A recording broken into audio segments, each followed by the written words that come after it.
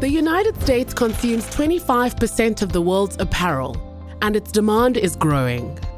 Traditionally, Asia has been a major source of US textiles and apparel imports.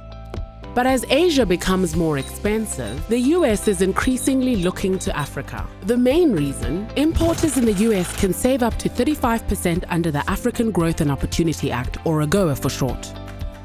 By virtue of not having to pay import duties, this is a massive incentive for US importers and a major opportunity for African suppliers. At the same time, the higher duties that non-AGOA countries must pay make the sector susceptible to fraud, smuggling, undervaluation, and inaccurate descriptions of goods and misuse of trade preference programs. As a result, textiles and apparel are a priority issue for United States Customs and Border Protection, which must enforce regulations and conduct on-site inspections to verify compliance with programs like AGOA. Therefore, it's essential for you to ensure that you adhere to all rules and meet all requirements in terms of documentation, labeling, and eligibility. Specific rules for textiles and apparel can be found in Chapter 98 of the Harmonized Tariff Schedule. You'll also find more detail and guidance in the AGOA Export User Manual.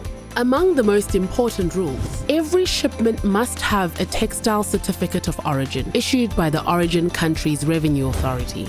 Angola, Botswana, Eswatini, Lesotho, Malawi, Mozambique, Namibia, and Zambia are categorized as less developed beneficiary countries. They are therefore eligible for the third country fabric rule, which allows them to benefit from AGOA for some products even if fabric is imported from a non-eligible country.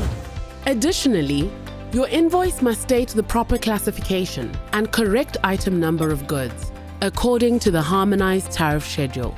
It must also have the appropriate and complete AGOA visa stamp on the front, and each category in the shipment must have a separate stamp.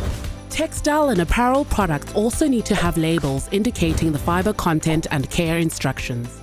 You'll find helpful links to labeling information in the AGOA Export User Manual. Following these rules and regulations will go a long way to helping you successfully export your textiles and apparel to a large and enthusiastic United States market.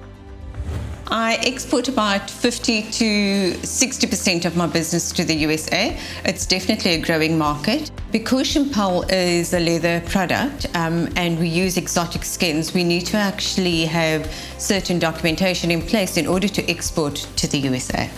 A certain percentage of your product needs to be sourced and manufactured locally, and it needs to go directly to the USA.